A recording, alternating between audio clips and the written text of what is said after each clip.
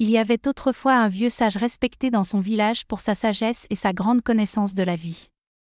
Ce sage avait un fils unique, nommé Tariq, un jeune homme intelligent mais impatient, toujours à la recherche de réponses faciles et rapides.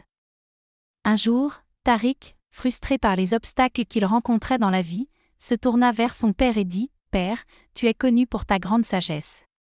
Je veux savoir comment réussir dans la vie, comment éviter la douleur, et comment trouver le bonheur.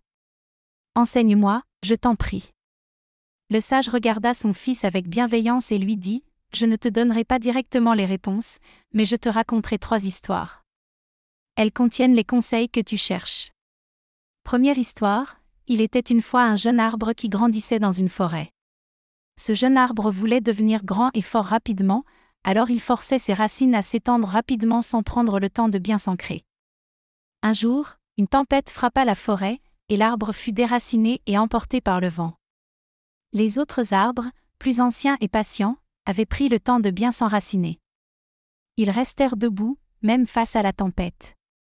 Le sage se tourna vers Tariq et dit : « Le premier conseil est d'être patient.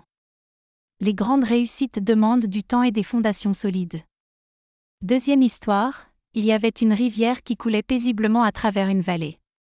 Un jour, une grosse pierre tomba au milieu de la rivière, bloquant le passage de l'eau. La rivière ne se fâcha pas et ne tenta pas de briser la pierre. Au lieu de cela, elle coula doucement autour de l'obstacle, le contournant. Avec le temps, la pierre fut érodée par la force constante de l'eau, et le chemin fut rétabli. Le sage continua : « Le deuxième conseil est d'apprendre à contourner les obstacles. Parfois, la force brute n'est pas nécessaire. La persévérance et l'adaptabilité permettent de surmonter bien des difficultés. » Troisième histoire, il y avait un homme riche qui vivait entouré de trésors, mais il se sentait toujours vide et malheureux. Il cherchait le bonheur dans ses possessions matérielles, mais rien ne pouvait combler son cœur. Un jour, en aidant un pauvre paysan à récolter ses champs, il réalisa que la véritable richesse n'était pas dans l'or, mais dans les actes de générosité et les liens humains qu'il créait. Le sage conclut : le troisième conseil est de trouver le bonheur dans ce que tu donnes, pas dans ce que tu possèdes.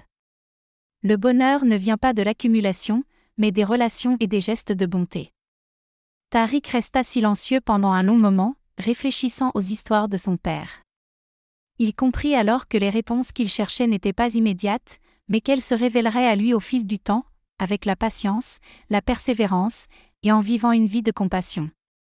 Ainsi, Tariq remercia son père et commença à appliquer ses conseils, trouvant peu à peu la paix et la sagesse qu'il cherchait.